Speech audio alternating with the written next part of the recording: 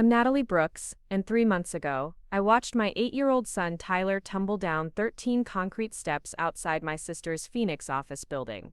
His cerebral palsy made every fall dangerous, but this wasn't an accident. Victoria had shoved him hard. Before we jump back in, tell us where you're tuning in from, and if this story touches you, make sure you're subscribed, because tomorrow I've saved something extra special for you. When I screamed for help, she looked me dead in the eye and said, "Maybe now you'll understand what real problems look like." I thought that was the worst moment of my life. I was wrong. The worst moment came when my Navy Admiral husband Ryan found out what she'd done. Let me tell you what happens when a decorated military officer decides justice isn't moving fast enough. The Arizona sun was brutal that Tuesday afternoon in September, the kind of heat that makes asphalt shimmer like water and turns car steering wheels into branding irons.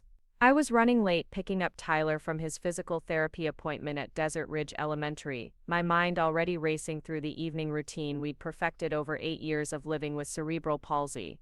Bath time with the special supports, medication schedule, bedtime stories read in the specific cadence that helped him sleep. The predictability wasn't boring to me anymore, it was sacred. Tyler's face lit up when he saw me hurrying through the school's automatic doors, his wheelchair positioned perfectly by Mrs. Patterson, his aide who understood that dignity mattered as much as assistance. His smile could power the whole building, lopsided and genuine in a way that made strangers stop and reconsider whatever petty complaint had been occupying their thoughts. That smile was everything to me, especially during these months when Ryan was deployed and the weight of single parenting felt like carrying boulders uphill in the desert heat. "Mom, I walked 6 steps today without holding the rail," Tyler announced, his words slightly slurred but crystal clear to anyone who took the time to really listen. His dark eyes sparkled with pride, and I felt that familiar surge of fierce love mixed with protective instinct. 6 steps was a marathon for Tyler. 6 steps was proof that determination could override every medical limitation doctors had tried to place on him. "That's incredible, buddy. Wait until Dad calls tonight, he's going to flip out." I kissed the top of his head, breathing in that unique scent of Johnson's baby shampoo and playground dust that somehow still clung to him despite being 8 years old. Ryan had been stationed at Naval Air Facility El Centro for the past 6 months, close enough to visit on weekends but far enough that the day-to-day challenges fell entirely on my shoulders. Not that I minded. Tyler and I had developed our own rhythm, our own language of inside jokes and wordless communications that came from spending so much concentrated time together.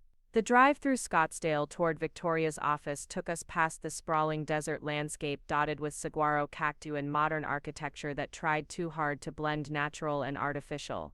Tyler loved counting the cacti, especially the ones with arms reaching toward the sky like they were celebrating something. Today he made it to 47 before getting distracted by a roadrunner darting across the hot pavement.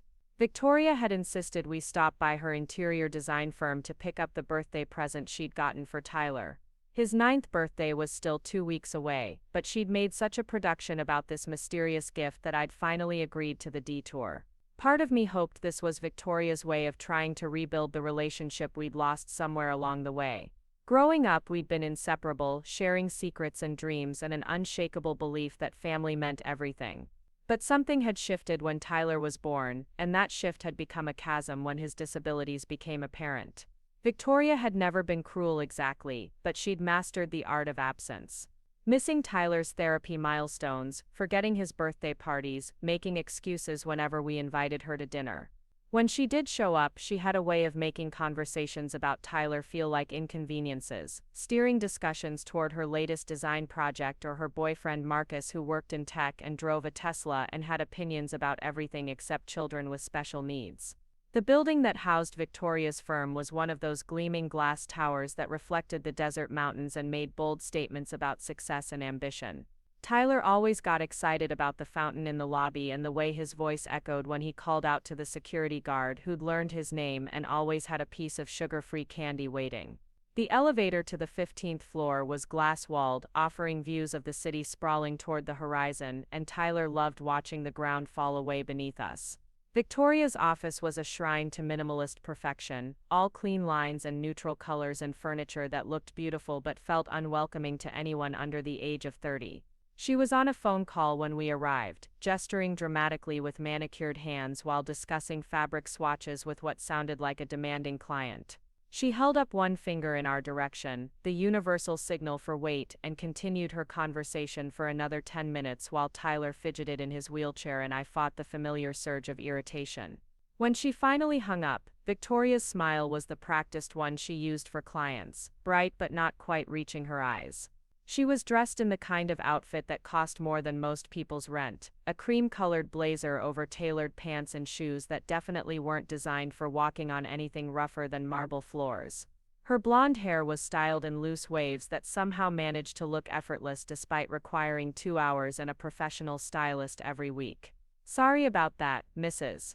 Henley is redecorating her entire Camelback Mountain estate and can't decide between eggshell and pearl for the guest bathroom walls. Victoria's laugh was light, practiced, the sound of someone who'd learned to find amusement in problems that weren't really problems. She walked over to Tyler, bending down to his eye level with movements that seemed calculated rather than natural. "How's my favorite nephew doing? Ready for your special surprise?" Her voice took on that slightly higher pitch that adults sometimes use with children, the tone that suggests they're not quite sure how to communicate with someone Tyler's age. Tyler responded with enthusiasm anyway, because that was his nature. He assumed the best of people until given concrete reasons to do otherwise. The gift was wrapped in expensive paper with a bow that probably cost more than the contents, and Tyler's face scrunched with concentration as he worked to open it without tearing the ribbon. Inside was a remote-controlled helicopter, sleek and sophisticated and completely inappropriate for a child with limited fine motor control. Tyler's smile never wavered, but I could see the confusion in his eyes as he tried to figure out how his hands, which struggled with buttons and zippers, were supposed to manage the tiny joysticks and switches. "It's amazing, Aunt Victoria. Thank you." Tyler's gratitude was genuine, even though we both knew he'd never be able to operate the helicopter independently. I made a mental note to help him modify it later, maybe tape the controls to make them easier to grip, or find a way to simplify the functions. We'd gotten good at adapting the world to fit Tyler's needs. "I thought you could fly it around the backyard. Marcus has the same one and he says it's practically indestructible." Victoria straightened up, brushing imaginary dust off her blazer, and I wondered if she'd given even 30 seconds of thought to whether the gift was actually suitable. The price tag suggested money had been thrown at the problem of what to buy Tyler, but not much consideration. We chatted for a few more minutes about nothing particularly important. Victoria mentioned a project she was working on for a hotel chain, something involving importing marble from Italy and coordinating with artisans who spoke limited English. I shared updates about Tyler's progress in physical therapy and the new adaptive software his school was introducing. The conversation felt like two people speaking different languages while pretending to understand each other. As we prepared to leave, Victoria walked us toward the elevator, her heels clicking against the polished concrete floors with military precision. Tyler was balancing the helicopter box on his lap, trying to peek through the clear plastic window at the actual toy inside. The elevator was crowded when it arrived, packed with professionals heading home after long days of meetings and deadlines and office politics. "We'll wait for the next one," I said, but Victoria was already maneuvering Tyler's wheelchair into the small space between a woman in a power suit and a man scrolling through his phone with the intensity of someone tracking stock prices. The descent started normally. Tyler was chattering about wanting to show the helicopter to his friend Marcus at school tomorrow, not noticing the way the adults around him were checking their watches and mentally planning their evening routines. I was thinking about dinner, wondering if Tyler would be cooperative about eating vegetables if I made them into dinosaur shapes like I'd seen on a parenting blog. Then the elevator lurched slightly as it reached the ground floor, the kind of minor mechanical hiccup that happens in older buildings when too much weight is packed into a small space. Tyler's wheelchair shifted forward just a few inches, not enough to cause problems but enough to require a small adjustment. I reached out to steady him, but Victoria moved faster. Instead of helping stabilize the wheelchair, she placed both hands on Tyler's shoulders and pushed hard. The wheelchair shot forward through the opening elevator doors with momentum that Tyler couldn't control. I watched in slow-motion horror as my son and his chair hit the raised threshold between the elevator and the lobby floor, tipping forward and sending him tumbling onto the marble surface. The sound of Tyler hitting the ground was something I'll never forget, a combination of impact and confusion and fear that seemed to echo off every surface in the lobby.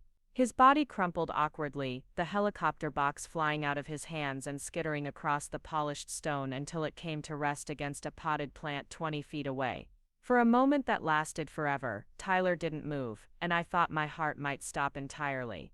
Then he started crying, not the angry wail of a child who'd been wronged but the broken sobs of someone who was hurt and confused and afraid. I dropped to my knees beside him, running my hands over his arms and legs, checking for obvious injuries while trying to keep my own panic from showing. His left wrist was already swelling, twisted at an angle that made my stomach lurch. "Oh my God, Tyler, baby, I'm so sorry. Mommy's here, you're okay, we're going to get you help." The words tumbled out of me in a rush, while I tried to assess the damage. His face was scraped where it had hit the marble, and I could see the beginning of what would become a spectacular bruise blooming across his cheek. But he was conscious, he was breathing, he was looking at me with those dark eyes full of confusion and trust. I looked up at Victoria, expecting to see horror, apology, some acknowledgement of what had just happened. Preparing and narrating this story took us a lot of time, so if you are enjoying it, subscribe to our channel. It means a lot to us. Now back to the story.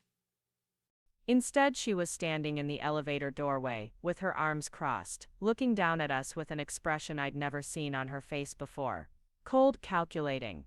Almost satisfied. "Maybe now you'll understand what real problems look like," she said, her voice carrying clearly across the lobby despite its quiet tone.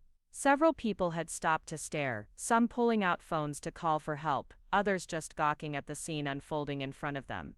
Victoria stepped out of the elevator, walking around us like we were an obstacle in her path rather than her nephew bleeding on the floor. "What did you just say?" I could barely form the words. My hands were shaking as I continued checking Tyler for injuries, but my eyes were locked on my sister's face. This wasn't the Victoria I'd grown up with, the one who used to braid my hair and promise that sisters would always protect each other. This was someone else entirely, someone wearing Victoria's face but speaking with a stranger's voice. "You heard me, you've been playing the victim for 8 years, Natalie. Poor you, stuck with a disabled kid while your husband gets to sail around the world playing war hero. Poor you, can't go to restaurants or movies or parties because everything has to revolve around Tyler's needs. Well, guess what? Some of us have actual careers and actual lives that don't involve making excuses for why we can't participate in the real world." The security guard was already on his radio calling for paramedics, and several people in the lobby had formed a protective circle around Tyler and me. Someone had brought paper towels from the bathroom to help clean the blood from his face, and a woman in scrubs, who must have been a nurse, was gently examining his injured wrist. Through all of this, Victoria stood apart, checking her phone like she was waiting for an important message.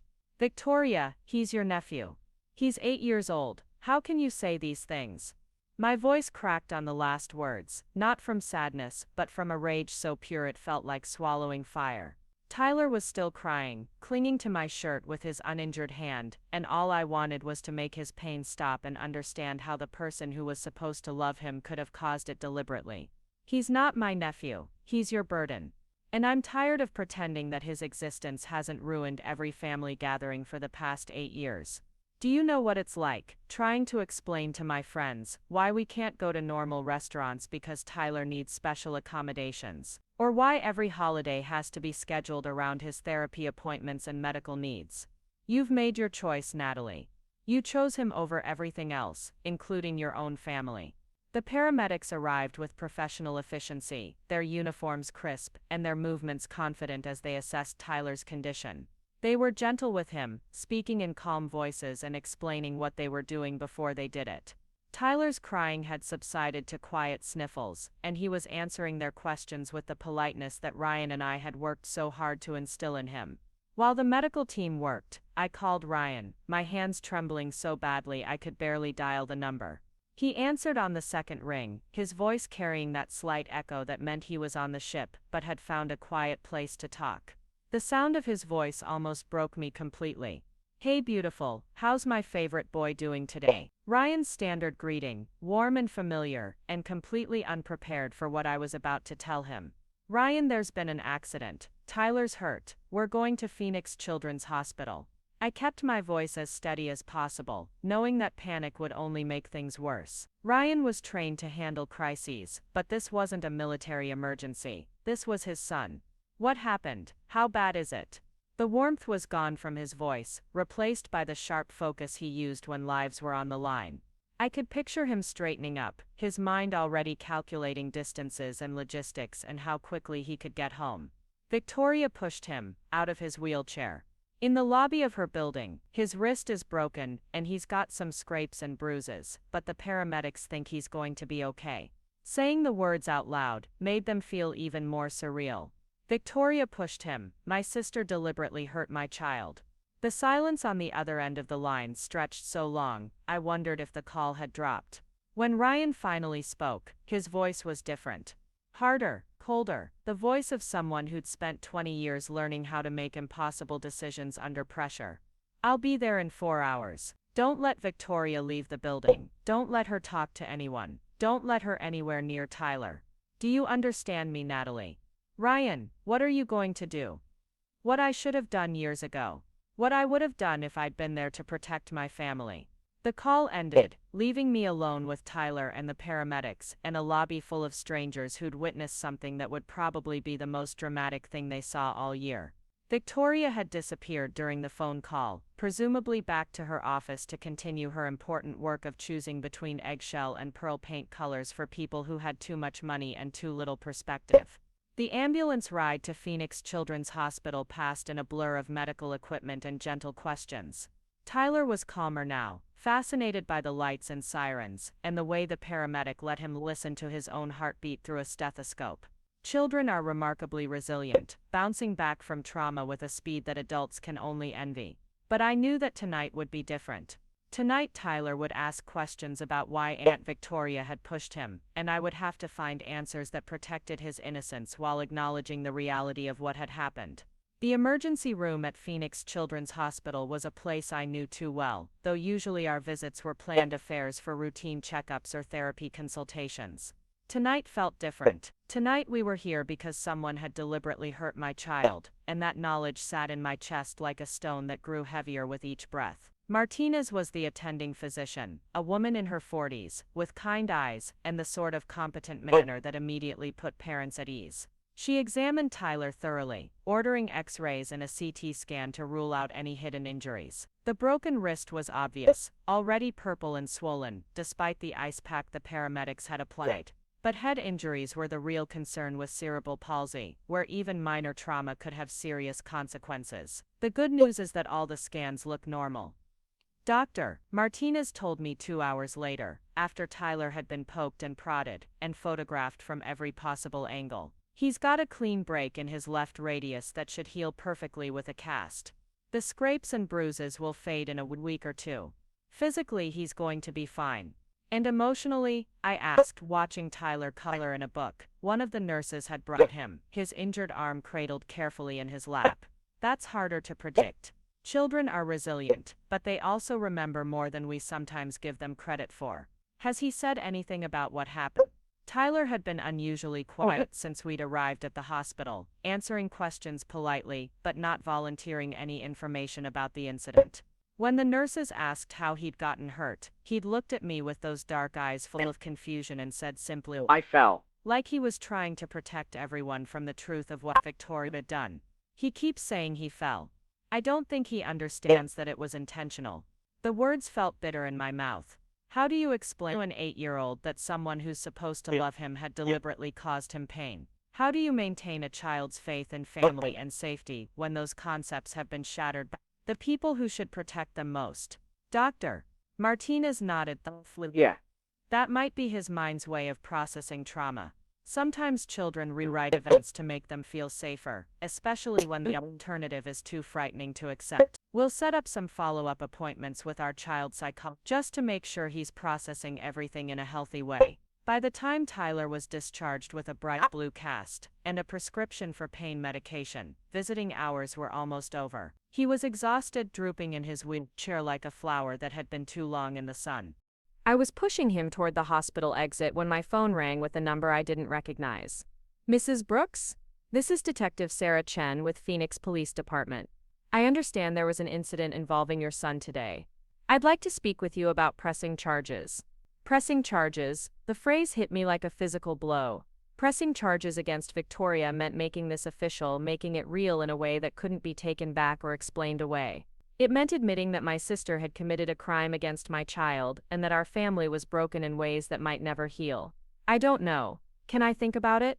My voice sounded small and uncertain, not like the voice of someone who'd been handling medical crises and advocacy battles for 8 years. Of course. But Mrs. Brooks, there were multiple witnesses to what happened. Your sister deliberately pushed a disabled child out of his wheelchair.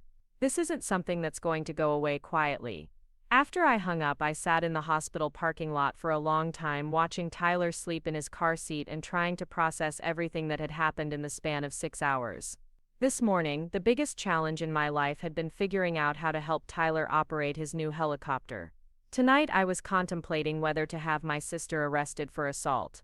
The drive home took us through neighborhoods where families were settling in for the evening, porch lights coming on and children being called inside for dinner. Normal families dealing with normal problems like homework and bedtime routines and what to watch on television. I envied them their ordinary troubles, their simple conflicts that could be resolved with conversation and compromise. Our house in Scottsdale was a single-story ranch that Ryan and I had chosen specifically for its accessibility features.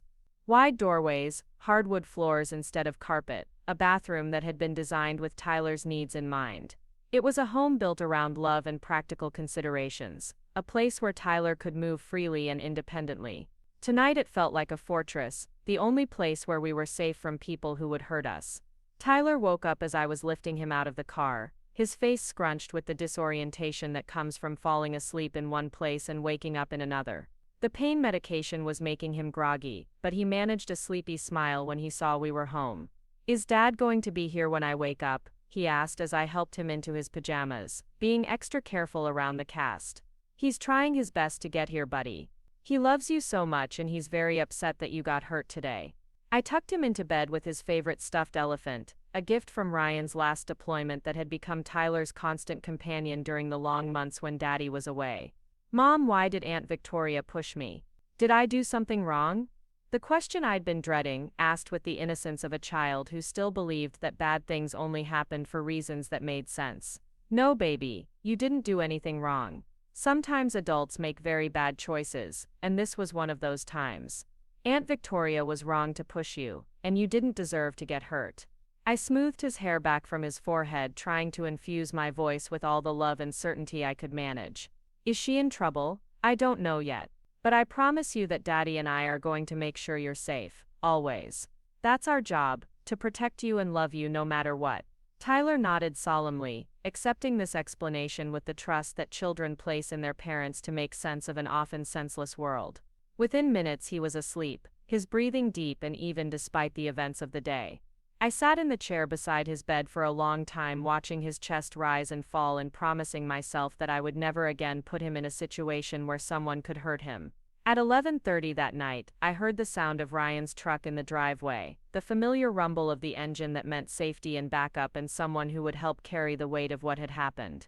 I met him at the front door, and the moment I saw his face I started crying for the first time since the whole ordeal began.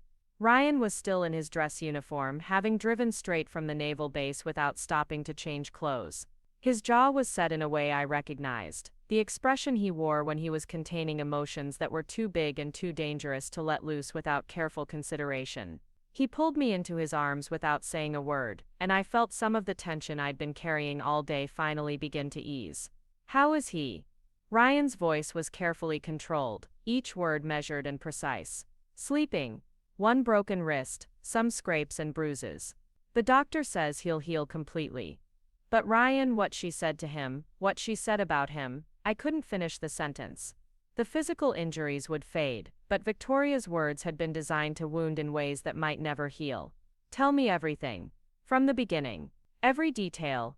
Ryan guided me to the couch, his arms still around my shoulders, and I could feel the controlled fury radiating from him like heat from a furnace. This wasn't just anger at Victoria for hurting Tyler. This was the rage of a father who hadn't been there to protect his child, who'd trusted family to keep his son safe and had that trust shattered.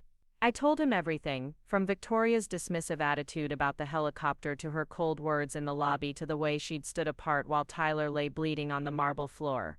With each detail, Ryan's expression grew darker, his hands clenching and unclenching in his lap like he was practicing restraint. When I finished, we sat in silence for several minutes. Outside, the desert night was settling in, the temperature finally dropping to something bearable after the punishing heat of the day. I could hear the distant sound of traffic on the freeway, and the occasional call of a coyote somewhere in the hills.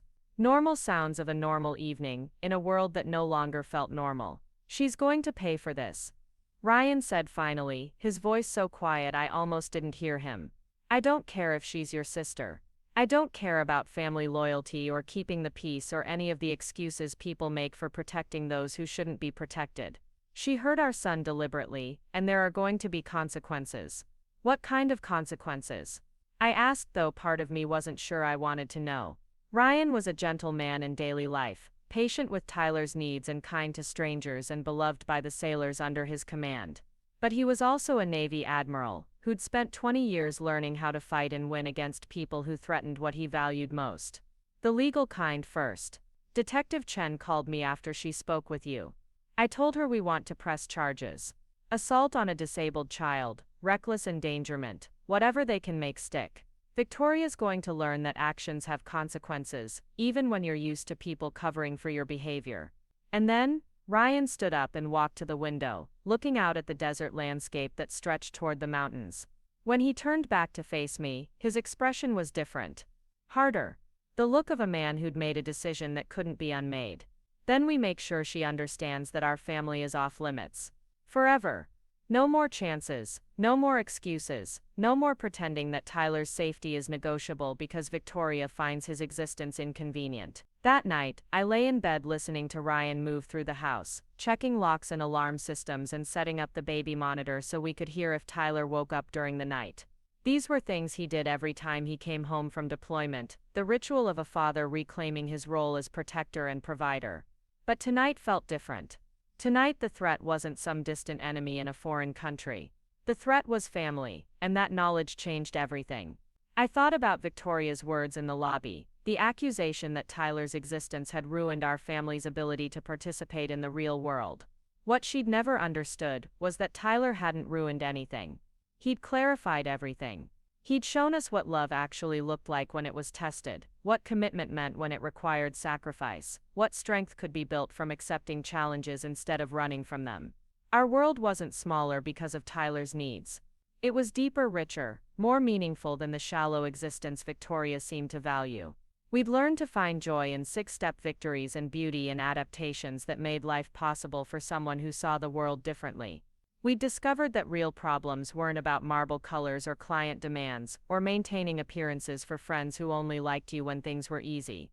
Real problems were about protecting the people you loved from those who would hurt them, and figuring out how to heal wounds that went deeper than broken bones. Real problems were about teaching a child with disabilities that he deserved love and respect and safety, especially from family members who were supposed to provide those things automatically. As I finally drifted off to sleep, I thought about Tyler's question, "Is she in trouble?" The answer was yes, though I suspected Victoria didn't know it yet. She was in trouble with the law, with Detective Chen, and whatever charges would be filed in the coming days. She was in trouble with Ryan, whose protection of his family was absolute and uncompromising. But most of all, she was in trouble with the truth of what she'd revealed about herself, and that was the kind of trouble that no amount of money or connections or carefully crafted explanations could fix. Tomorrow would bring lawyers and court dates and difficult conversations with Tyler about why Aunt Victoria wouldn't be visiting anymore. Tomorrow would bring the beginning of a legal process that would hold Victoria accountable for her choices and their consequences. But tonight Tyler was safe in his bed with his elephant, and Ryan was home to help carry the weight of protecting our family, and that was enough to let me finally rest. The next morning arrived with the harsh brightness that only Arizona summers can deliver, even in September. Tyler woke up confused, reaching for his stuffed elephant with the wrong arm before remembering why his left wrist was encased in blue fiberglass. I heard him stirring from the kitchen where I was attempting to make pancakes with the kind of focused determination that comes from needing something normal to anchor an abnormal day. Ryan had been awake since 4:30, moving through the house with military precision as he made phone calls to his commanding officer, arranged emergency leave, and contacted the legal assistance office at the naval base. I could hear the low murmur of his conversations drifting down the hallway, punctuated by longer silences that meant he was listening to advice or instructions from people who understood the complexities of military families, dealing with civilian legal matters. "Mom, my arm feels funny." Tyler called from his bedroom, his voice carrying that particular note of distress that meant pain medication was wearing off. I abandoned the pancakes and hurried to help him navigate his morning routine with one functional hand. Simple tasks like brushing teeth and getting dressed had become complicated puzzles that required patience and creativity. "We'll figure out new ways to do everything," I told him as I helped him into a loose-fitting t-shirt that wouldn't require pulling his injured arm through a tight sleeve. "Remember when you first got your wheelchair? Everything seemed impossible until we practiced and found what worked best for you." Tyler nodded solemnly, accepting this challenge with the same matter-of-fact determination he'd applied to every other obstacle in his 8 years. He didn't complain about the pain or ask why this had happened to him. He simply adapted, the way children do when the adults around them model resilience instead of victimhood. By the time we made it to the kitchen, Ryan was off the phone and standing at the stove, rescuing my abandoned pancakes with the efficiency of someone who'd learned to cook on naval vessels where timing mattered and waste wasn't tolerated. He'd changed out of his dress uniform into civilian clothes, jeans and a polo shirt that made him look younger and less intimidating than he had the night before. "Good morning, champion," Ryan said, lifting Tyler into his booster seat with extra care around the cast. "How's that arm feeling today?" "It's okay, Dad. The doctor said it would stop hurting in a few days. And look, I can still use my fingers." Tyler wiggled the digits that protruded from the cast, demonstrating his mobility with the pride of someone showing off a new skill rather than adapting to an injury. "That's my boy. Always finding the positive." Ryan kissed the top of Tyler's head, but I could see the tension in his shoulders, the way his jaw tightened slightly when his eyes landed on the scrapes that decorated Tyler's face. The physical evidence of Victoria's cruelty was going to be visible for weeks, a daily reminder of what had happened and who was responsible. Detective Chen called while we were finishing breakfast, her voice professional but warm as she explained the next steps in the investigation. 3 witnesses had already provided statements confirming that Victoria had deliberately pushed Tyler from his wheelchair. The building's security cameras had captured the entire incident from multiple angles, leaving no room for alternative interpretations or claims of accidental contact. "We'll need Tyler to speak with a child advocacy specialist," Detective Chen explained. "It's standard procedure in cases involving minors, and it helps us understand the incident from his perspective. The interview will be conducted by someone specially trained to work with children, and you can be present throughout the process." The idea of Tyler having to relive yesterday's trauma made my stomach clench, but I understood the necessity. Justice required documentation, testimony, evidence that could withstand legal challenges from Victoria's inevitable team of expensive attorneys. We scheduled the interview for later that afternoon, giving Tyler time to rest and giving me time to prepare him for questions about something he probably wished he could forget. Ryan spent the morning making additional phone calls, reaching out to contacts in the Judge Advocate General's office who could provide guidance on civilian legal proceedings. The military had its own justice system, streamlined and efficient in ways that civilian courts sometimes weren't. But this case would be tried in Arizona State Court, where procedures were different and outcomes less predictable. "What did your JAG friends say?" I asked when Ryan finally emerged from his makeshift command center in our home office. "They recommended a civilian attorney who specializes in assault cases involving children with disabilities. Someone who understands both the legal complexities and the emotional aspects of what we're dealing with. I have an appointment with her this afternoon, after Tyler's interview with the advocacy specialist." The attorney was Dr. Patricia Hendricks, a woman in her 50s who'd spent 20 years prosecuting child abuse cases before moving into private practice. Her office was designed to be welcoming to families dealing with trauma, decorated with soft colors and comfortable furniture that didn't feel intimidating or sterile. When she spoke, it was with the confidence of someone who'd seen worse situations and helped families navigate them successfully. "Based on what Detective Chen has told me, this is a strong case," Dr. Hendricks said, after reviewing the initial police report. Multiple witnesses, video evidence, clear intent to cause harm to a vulnerable victim. The challenge won't be proving what happened. The challenge will be ensuring that the consequences match the severity of the crime. She explained that Arizona law treated assault against a disabled child as a serious felony, particularly when the victim required medical treatment and the perpetrator was in a position of trust. Victoria could face up to 7 years in prison if convicted on all charges, though plea negotiations might reduce that sentence, depending on her willingness to accept responsibility and make restitution. What about Tyler? Ryan asked. What does he have to go through during this process? The child advocacy interview this afternoon will likely be the only time he needs to testify directly. We have enough corroborating evidence that his testimony can be presented through video rather than requiring him to appear in court. My goal is to minimize his exposure to the legal process, while ensuring that his voice is heard and his rights are protected. The interview with the child advocacy specialist took place in a room designed to feel like a comfortable living room, rather than an interrogation space. Tyler sat in a beanbag chair, his cast resting on a pillow, while a woman named Miss Rodriguez asked gentle questions about what had happened at Victoria's building. Her approach was so casual and conversational that Tyler seemed to forget he was giving testimony that would be used in legal proceedings. Can you tell me about going to see Aunt Victoria yesterday? Miss Rodriguez began, her voice warm and encouraging. She had a present for me. A helicopter that you can fly with a remote control. It was really cool, but the buttons were too small for my fingers. Tyler's description was matter of fact, focusing on details that mattered to him rather than the emotional weight of the situation. What happened when you were leaving the building? We got in the elevator with lots of grown-ups. Mom said we should wait for the next one, but Aunt Victoria said it was okay. Then when the elevator stopped, Aunt Victoria pushed me, and I fell out of my wheelchair. Tyler's voice didn't change, as he described the assault, as if he was recounting something that had happened to someone else. How did that make you feel? Tyler was quiet for a long moment, his dark eyes serious as he considered the question, confused. I didn't understand why she would push me. It hurt when I fell, and my arm got broken. But I was more confused than hurt, I think. Did Aunt Victoria say anything when you fell? She said something to Mom about real problems. I didn't understand what she meant. Mom was upset, and there were lots of people trying to help me. Aunt Victoria didn't try to help me.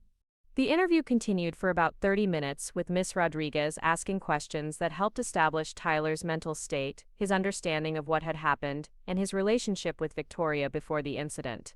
Throughout the process, Tyler remained calm and articulate, answering truthfully without seeming traumatized by the discussion. When it was over, Miss Rodriguez spoke privately with Ryan and me about Tyler's resilience and his ability to process the event in healthy ways.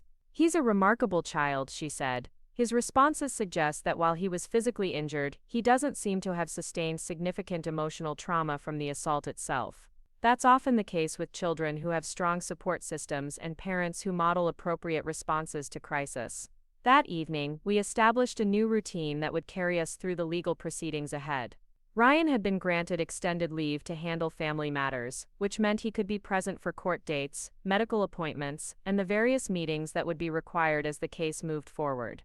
Tyler's physical therapy schedule was adjusted to accommodate his cast, and his school was notified about the incident so his teachers could watch for any behavioral changes that might indicate emotional distress. The phone rang constantly those first few days, reporters who'd somehow gotten our number wanting statements about the disabled child assault case that was becoming local news. We didn't answer unknown calls, letting everything go to voicemail while screening for legitimate contacts from law enforcement or medical professionals. The attention was unwelcome and invasive, turning our family's trauma into entertainment for people who didn't know us and didn't care about Tyler's well-being. Victoria's name began appearing in news reports as Victoria Brooks, prominent interior designer accused of assaulting disabled nephew. The stories were factual but stark, describing the incident without editorial comment, but letting the basic facts speak for themselves. A successful woman had deliberately pushed a wheelchair-bound 8-year-old down a flight of steps, injuring him severely enough to require hospitalization. No amount of spin could make that sound acceptable. 3 days after the incident, Carmen Rodriguez called with information that changed everything.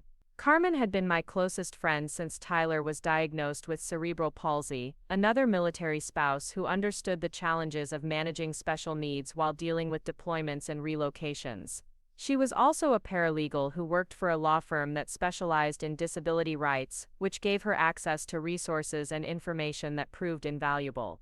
Natalie, I've been doing some research on Victoria's business, and you need to know what I found. Carmen's voice was tight with controlled anger, the tone she used when she discovered injustice that needed to be addressed immediately. What kind of research? Her interior design firm has been under investigation by the Better Business Bureau for the past 18 months.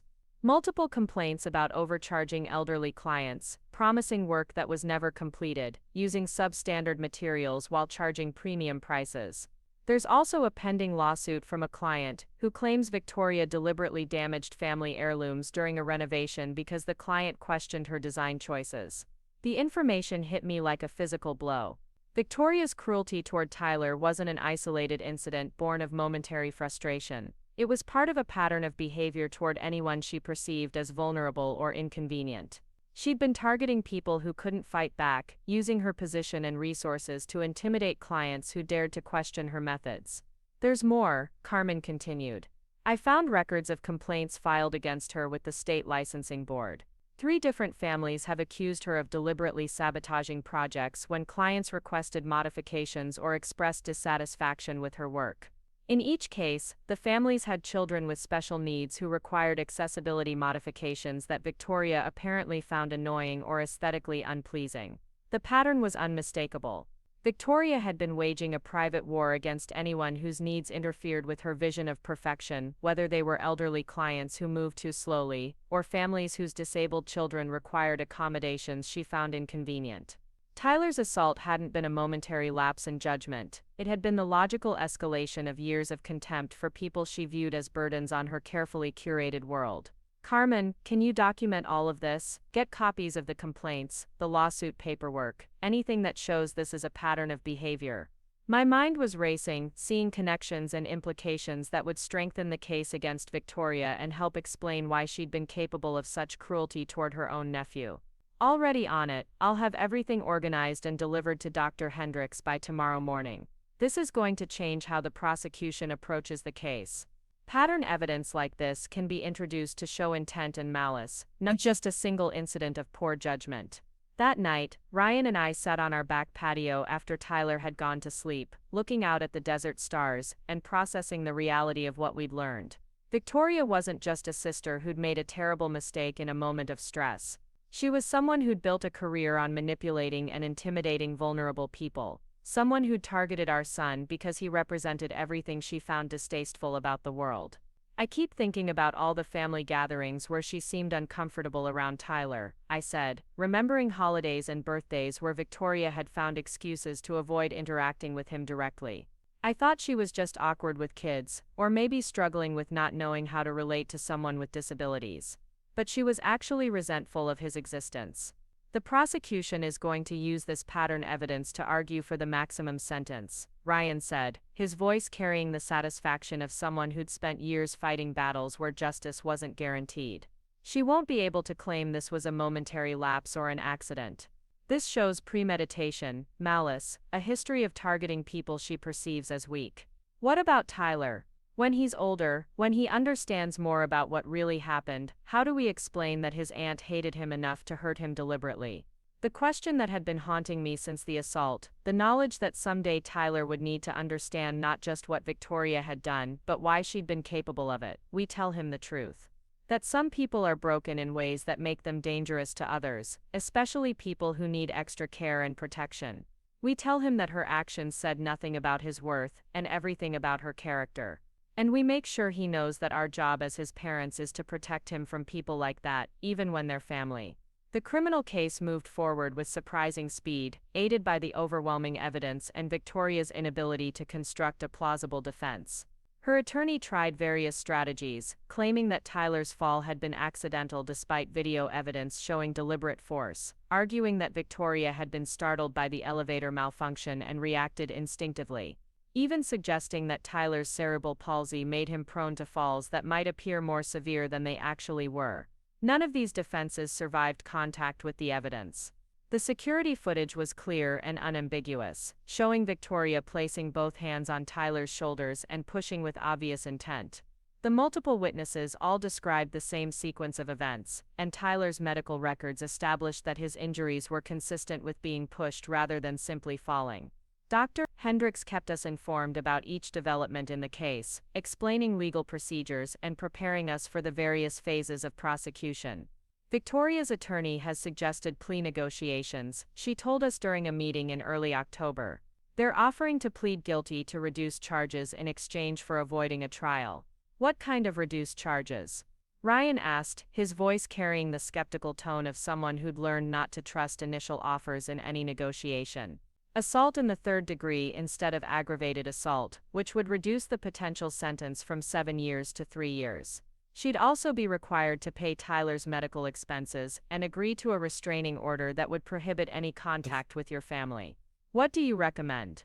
I asked, though part of me already knew the answer. Victoria's pattern of targeting vulnerable people needed to be addressed with consequences severe enough to prevent future incidents. A reduced sentence might satisfy our desire to move forward, but it wouldn't protect the next family that crossed Victoria's path. I recommend rejecting the plea offer and proceeding to trial. The evidence is overwhelming, the pattern documentation strengthens your case significantly, and the full charges send a message that assaulting disabled children will be prosecuted to the fullest extent of the law. Victoria made a choice to hurt Tyler deliberately, and she needs to face the full consequences of that choice. The trial was scheduled for December, giving us time to prepare mentally and emotionally for the process of reliving Tyler's assault in public court proceedings. Tyler would not be required to testify in person, but his video interview would be played for the jury, and we would need to be present to answer questions about his medical history, his disabilities, and the impact the assault had on our family. During this waiting period, something unexpected happened. Other families began contacting Dr. Hendricks with their own stories about Victoria's behavior. A couple whose autistic daughter had been refused service at a restaurant where Victoria was consulting on redesign. An elderly man whose wife had dementia and who'd been told by Victoria that people like that shouldn't be brought to public events. A family whose son used a service dog and who'd been asked to leave a hotel lobby that Victoria was decorating because the dog was ruining the aesthetic. The testimonies painted a picture of systematic discrimination and cruelty that went far beyond what had happened to Tyler. Victoria had spent years using her position and influence to exclude and humiliate people with disabilities, treating them as inconveniences to be managed rather than human beings deserving of respect and accommodation. This is bigger than Tyler's case now, Dr. Hendricks explained during one of our preparation meetings. The prosecutor is considering filing additional charges related to civil rights violations and disability discrimination. Victoria's assault on Tyler wasn't an isolated incident. It was part of a pattern of behavior that violates both state and federal laws protecting people with disabilities. The media attention intensified as more families came forward with their stories. Victoria's interior design firm lost several major contracts as businesses distanced themselves from the growing scandal. Her professional reputation, carefully built over years of networking and self-promotion, crumbled as people realized they'd been associating with someone who targeted the most vulnerable members of society. Through all of this, Tyler continued to heal and adapt with the resilience that had always amazed me. His cast came off in November, revealing a wrist that had healed perfectly and full range of motion that exceeded even optimistic projections. His physical therapy sessions became celebrations of recovered function rather than struggles to regain lost abilities.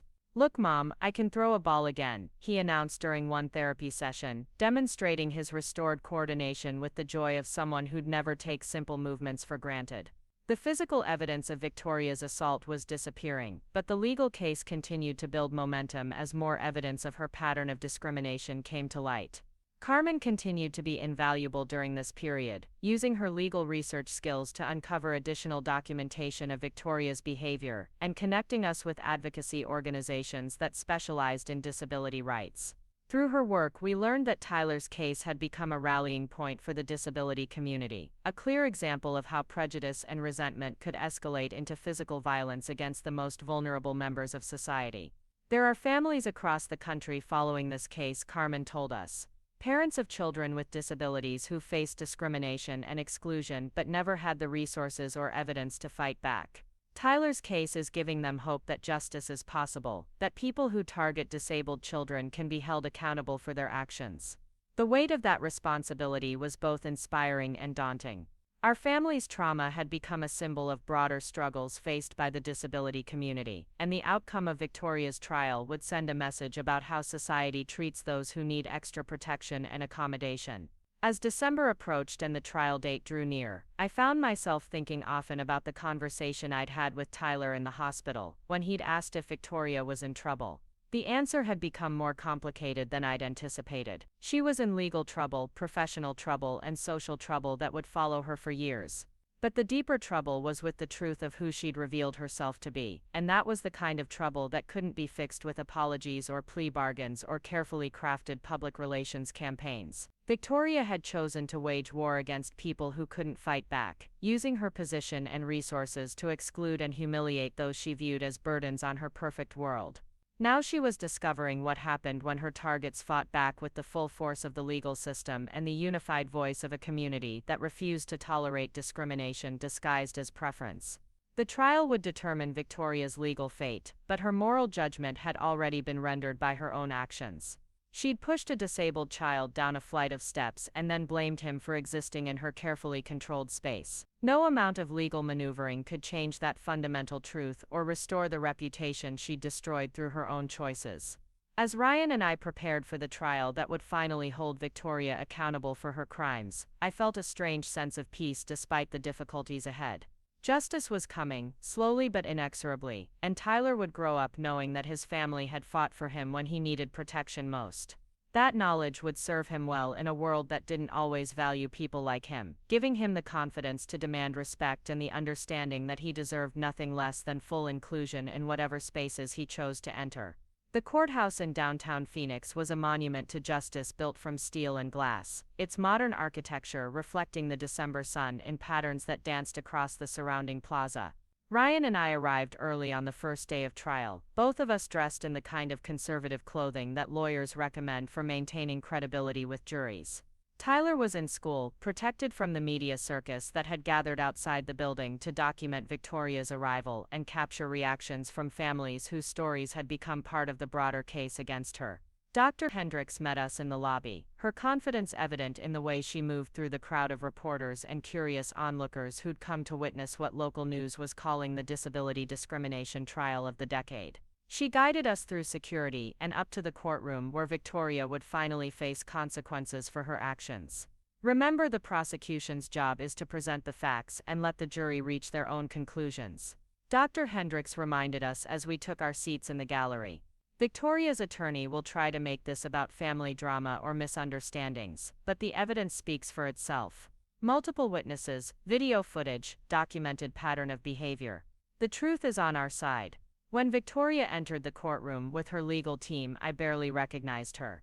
Gone was the polished professional who'd built her reputation on creating beautiful spaces for wealthy clients.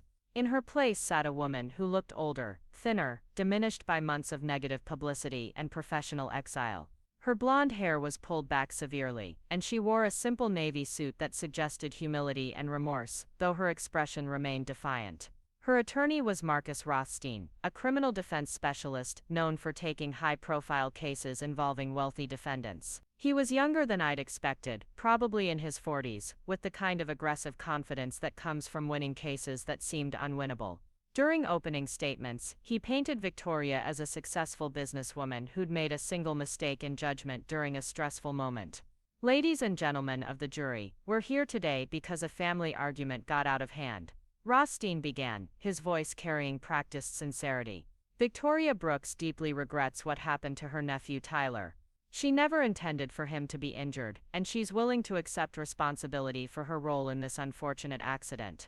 But the prosecution wants you to believe that Miss Brooks is some kind of monster who deliberately targets disabled children. That's simply not true. The prosecution's opening statement was delivered by Assistant District Attorney Jennifer Walsh, a woman in her 30s, who specialized in cases involving crimes against children. Her approach was methodical and fact-based, letting the evidence build a picture of deliberate cruelty rather than accidental harm. The defendant pushed an 8-year-old boy in a wheelchair down a flight of concrete steps, Walsh stated simply. She did this deliberately, with force, causing injuries that required hospitalization. When Tyler Brooks lay bleeding on the lobby floor, Victoria Brooks showed no remorse, no concern for his well-being. Instead, she told his mother that maybe now she would understand what real problems looked like. This wasn't an accident or a momentary lapse in judgment. This was assault, and the evidence will prove it beyond any reasonable doubt. The first witness was the security guard from Victoria's building, a man named Robert Martinez, who'd worked in the lobby for 12 years and had become friendly with Tyler during our previous visits. His testimony was devastating in its simplicity. He described watching Victoria deliberately push Tyler from his wheelchair, the sound Tyler made when he hit the marble floor, and Victoria's complete lack of response to her nephew's injuries. I've seen a lot of accidents in this lobby over the years, Martinez testified. People slip on wet floors, kids trip and fall, elderly folks sometimes lose their balance. This wasn't any of those things. This was deliberate. Miss Brooks put both hands on that little boy's shoulders and shoved him hard enough to send him flying out of his wheelchair. Then she just stood there while he was hurt and bleeding. The defense's cross-examination focused on Martinez's ability to see clearly from his position behind the security desk, suggesting that his view might have been obstructed or that he might have misinterpreted what he saw. But Martinez's testimony remained consistent, his certainty unshaken by Rothstein's attempts to create doubt about the intentional nature of Victoria's actions. The second day of testimony brought the parade of witnesses who'd been in the elevator and lobby during the incident. Each person described the same sequence of events, with minor variations in detail, but complete consistency about the central facts. Victoria had pushed Tyler deliberately. Tyler had been injured as a direct result. Victoria had shown no remorse or concern for his well-being. Dr. Martinez, from Phoenix Children's Hospital, testified about Tyler's injuries, explaining to the jury how the fracture pattern in his wrist was consistent with impact trauma rather than the kind of gradual stress that might result from an accidental fall. The emergency room photographs were entered into evidence, showing Tyler's bruised face and swollen arm in stark detail that made several jury members visibly uncomfortable. In my professional opinion, these injuries were caused by significant force applied to push the victim from his wheelchair. Dr. Martinez stated during direct examination. The impact pattern suggests that Tyler struck the ground with considerable momentum, more than would be generated by simply tipping forward or losing balance. The defense's medical expert tried to argue that Tyler's cerebral palsy made him more prone to injury from minor impacts, suggesting that what appeared to be serious trauma might have resulted from a gentler push than the prosecution claimed. But Dr. Martinez's testimony held firm under cross-examination, supported by detailed medical records and photographic evidence that spoke louder than theoretical possibilities. On the third day, the prosecution began presenting evidence of Victoria's pattern of discrimination against people with disabilities. The elderly client, whose dementia-related behaviors had been dismissed as disruptive, the family with an autistic child, who'd been excluded from events at Victoria's recommendation, the veteran with PTSD, who'd been told his service dog wasn't welcome in spaces Victoria was designing. Each testimony built upon the previous ones, creating a comprehensive picture of systematic prejudice that went far beyond what had happened to Tyler. Victoria hadn't simply lost her temper in a single moment of stress. She'd spent years targeting vulnerable people, using her professional position to exclude and humiliate those she viewed as inconvenient or aesthetically unpleasing. Carmen took the stand as an expert witness on disability rights law, explaining to the jury how Victoria's actions violated both state and federal protections for people with disabilities. Her testimony was technical but accessible, helping jury members understand that discrimination based on disability was illegal regardless of whether it occurred in public accommodations, employment settings, or family relationships. The Americans with Disabilities Act and Arizona state law are clear that people with disabilities have the right to equal access and treatment in all public spaces, Carmen testified. Ms. Brooks's pattern of excluding and targeting disabled individuals represents a systematic violation of these fundamental civil rights protections. The video of Tyler's interview with the child advocacy specialist was played on the fourth day of trial, his young voice filling the courtroom as he described being pushed by his aunt and his confusion about why she would hurt him. The jury watched intently as Tyler explained his injuries and his feelings about the incident, his innocence and honesty creating a powerful contrast to Victoria's calculated attempts to minimize her actions. Aunt Victoria pushed me, and I fell out of my wheelchair. Tyler's recorded voice stated simply, "It hurt when I hit the ground, and my arm got broken. I was more confused than hurt, I think. I didn't understand why she would push me." When asked about his relationship with Victoria before the incident, Tyler's responses revealed the subtle ways she'd excluded him from family interactions over the years. Birthday parties where he'd been seated away from other children. Holiday gatherings where she directed conversations away from his achievements or needs. Small cruelties that had accumulated over time, preparing the ground for the more dramatic assault that had finally brought legal consequences. The prosecution's case concluded with Ryan's testimony about the impact Victoria's assault had on our family. His military bearing and obvious devotion to Tyler created a powerful impression on the jury as he described the phone call that had summoned him home, his son's injuries, and the ongoing effects of trauma that extended far beyond physical healing. "Tyler asks different questions now," Ryan testified, his voice steady but heavy with emotion. "He wants to know why some people don't like him, because he's different. He worries about whether other family members might hurt him if they get angry. These are concerns that no 8-year-old should have to carry, and they're the direct result of his aunt's deliberate choice to assault him." The defense case lasted only 2 days, focusing primarily on character witnesses who testified about Victoria's professional success and charitable contributions to various causes. Her former clients described beautiful renovations and satisfied experiences, painting a picture of someone who created beauty and brought joy to families through her design work. Rothstein's strategy seemed to be portraying Victoria as a fundamentally good person who'd made a single terrible mistake rather than someone with a pattern of targeting vulnerable people. But the character testimony felt hollow against the overwhelming evidence of systematic discrimination and the video footage of Tyler being pushed from his wheelchair. Victoria herself took the stand on the final day of defense testimony, a risky decision that Dr. Hendricks had predicted might backfire. Under direct examination by her own attorney, Victoria expressed remorse for Tyler's injuries while maintaining that the push had been accidental, a reflexive response to feeling crowded in the elevator. "I never intended for Tyler to be hurt," Victoria testified, her voice carefully modulated to convey sincerity and regret.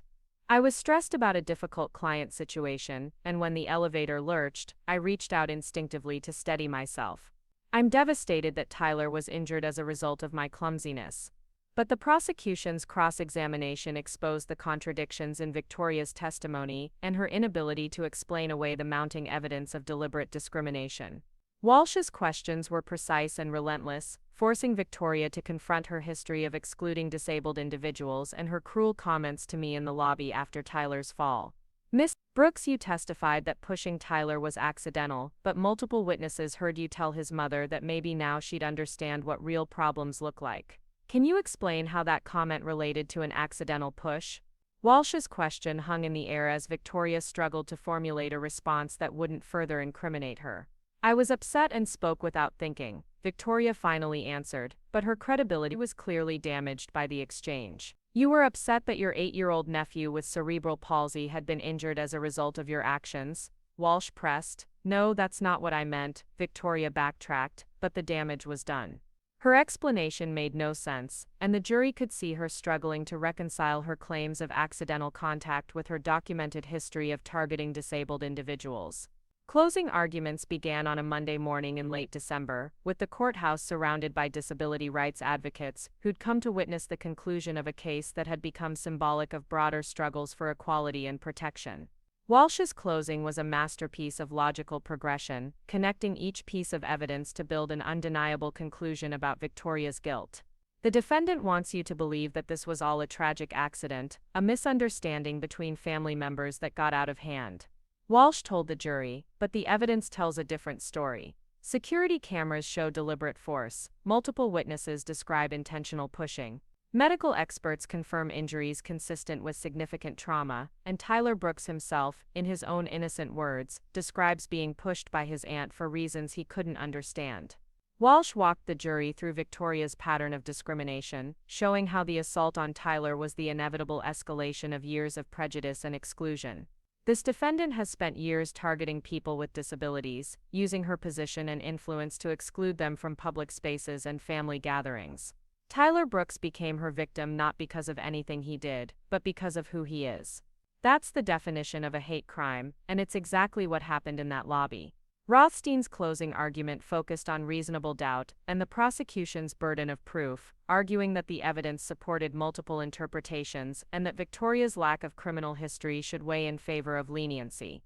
He painted the case as a family tragedy blown out of proportion by overzealous prosecutors seeking to make an example of his client. Victoria Brooks is not the monster the prosecution wants you to believe she is, Rothstein argued. She's a successful businesswoman who made a terrible mistake in a moment of stress. Yes, Tyler was injured, and yes, Victoria bears responsibility for that. But criminal intent must be proven beyond a reasonable doubt, and the evidence simply doesn't support the prosecution's claims of deliberate assault. The jury deliberated for 2 days, emerging finally with verdicts that would determine Victoria's fate and send a message about how society treats those who target vulnerable individuals. I held Ryan's hand as the forewoman stood to read the decisions, my heart pounding with anticipation and dread.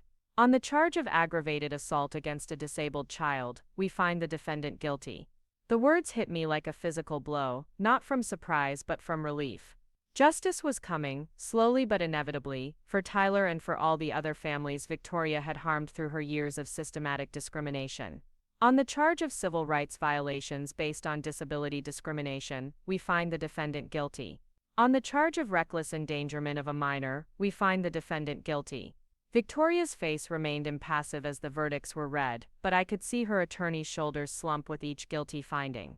The evidence had been overwhelming, the pattern of behavior undeniable, and the jury had seen through her attempts to portray deliberate cruelty as accidental harm. Judge Patricia Morrison scheduled sentencing for the following month, allowing time for pre-sentence investigations and victim impact statements. As we left the courthouse that day, surrounded by reporters and advocates celebrating the verdicts, I felt a complex mixture of satisfaction and sadness. Justice had been served, but at the cost of destroying what remained of our family relationships and forcing Tyler to grow up knowing that someone who should have loved him had chosen to hurt him instead. The media coverage of the verdicts was extensive, with disability rights organizations using Victoria's case as an example of why stronger protections were needed for vulnerable individuals. Tyler had become an inadvertent symbol of resilience in the face of discrimination, though we worked hard to shield him from the public attention and allow him to process the experience as privately as possible. Dr. Hendricks called that evening to discuss the sentencing phase and what we could expect in terms of Victoria's punishment. The conviction on aggravated assault carries a presumptive sentence of 5 years, but the judge has discretion to increase that based on the pattern evidence and the vulnerability of the victim, she explained. We'll be submitting victim impact statements from your family and from the other families who've been harmed by Victoria's discrimination. This is our opportunity to ensure that the sentence reflects the full scope of her crimes. Ryan spent the next week preparing his victim impact statement, documenting not just Tyler's physical injuries, but the ongoing emotional trauma that had affected our entire family. Tyler's questions about why people might hurt him because of his disabilities. My hypervigilance about family gatherings and public spaces where he might encounter discrimination. The way Victoria's assault had shattered our trust in people who claimed to love Tyler while harboring resentment about his needs. Your Honor, my son Tyler is the strongest person I know, Ryan would later tell Judge Morrison during the sentencing hearing. He faces challenges every day that would break most adults, and he does it with a smile and determination that inspires everyone around him. Victoria Brooks chose to target that strength, to punish Tyler for the crime of existing while disabled. Her actions didn't just break his wrist, they broke something much more precious, his faith that family members would protect him rather than harm him. Carmen also prepared a statement on behalf of the disability advocacy organizations that had supported our case, explaining how Victoria's conviction would help protect other vulnerable individuals from similar discrimination and assault. This case represents more than one family's tragedy, she wrote. It demonstrates that our legal system can and will hold accountable those who target people with disabilities, regardless of their social status or professional success. The sentencing hearing took place on a cold January morning, with the courthouse again surrounded by advocates and media covering what had become a landmark case in disability rights law. Victoria appeared thinner and more fragile than during the trial, her legal troubles having taken a visible toll on her physical and emotional well-being. Judge Morrison was thorough in her review of the case facts, the pattern evidence, and the victim impact statements that had been submitted. Her comments before announcing the sentence made it clear that she understood the broader implications of Victoria's crimes and the message that needed to be sent to protect vulnerable individuals. The defendant's actions represent a calculated pattern of discrimination against people with disabilities, culminating in a violent assault against her own 8-year-old nephew. Judge Morrison stated, "This was not a momentary lapse in judgment or an accidental harm. This was deliberate targeting of a vulnerable child, because the defendant found his disabilities inconvenient and aesthetically displeasing." The sentence was 7 years in state prison, the maximum allowed under Arizona law for aggravated assault against a disabled child. Victoria would also be required to pay restitution for Tyler's medical expenses, complete anger management and sensitivity training programs, and submit to a lifetime restraining order prohibiting any contact with our family. The court hopes that this sentence will serve as a deterrent to others who might consider targeting vulnerable individuals, Judge Morrison concluded. People with disabilities deserve protection, respect, and full inclusion in our society. Those who choose to discriminate against or assault disabled individuals will face the full consequences of the law. Victoria was led away in handcuffs, her transformation from successful businesswoman to convicted felon complete. Her interior design firm had closed months earlier, her professional reputation destroyed by the publicity surrounding her crimes. The woman who'd spent years excluding others from spaces she controlled would now spend 7 years in a space controlled by the state, with no ability to discriminate against or harm vulnerable individuals. As we left the courthouse for the final time, I thought about Tyler's question from that first night in the hospital: is she in trouble? The answer was finally definitively yes. Victoria was in trouble with the law, trouble that would follow her for the rest of her life in the form of a felony conviction and 7 years of imprisonment. But more importantly, she was in trouble with the truth of what she'd revealed about herself, and that was trouble that no amount of legal maneuvering could fix. The disability rights advocates who'd supported our case throughout the legal proceedings gathered for a small celebration that evening, sharing stories of other families who'd found hope in Tyler's case and discussing future legislative initiatives to strengthen protections for vulnerable individuals. Tyler was asleep by then, exhausted by a long day at school and blissfully unaware that his aunt had finally faced consequences for hurting him. Ryan and I sat on our back patio that night, looking out at the desert stars and processing the conclusion of a legal battle that had consumed nearly 6 months of our lives. Victoria's conviction wouldn't undo the trauma Tyler had experienced or restore the family relationships that had been destroyed by her crimes. But it would protect him and other vulnerable children from future harm, and it sent a clear message that discrimination and violence against people with disabilities would not be tolerated. How do you think Tyler will process all of this when he's older? I asked Ryan, voicing the concern that had been weighing on me throughout the trial and sentencing proceedings. I think he'll understand that some people are broken in ways that make them dangerous to others, and that our job as his parents was to protect him when he couldn't protect himself, Ryan replied. He'll know that we fought for him, that justice was served, and that he deserves to be treated with respect and dignity regardless of his disabilities. The legal case was over, but the real work of healing and moving forward was just beginning. Tyler would need ongoing therapy to process the trauma and rebuild his trust in family relationships.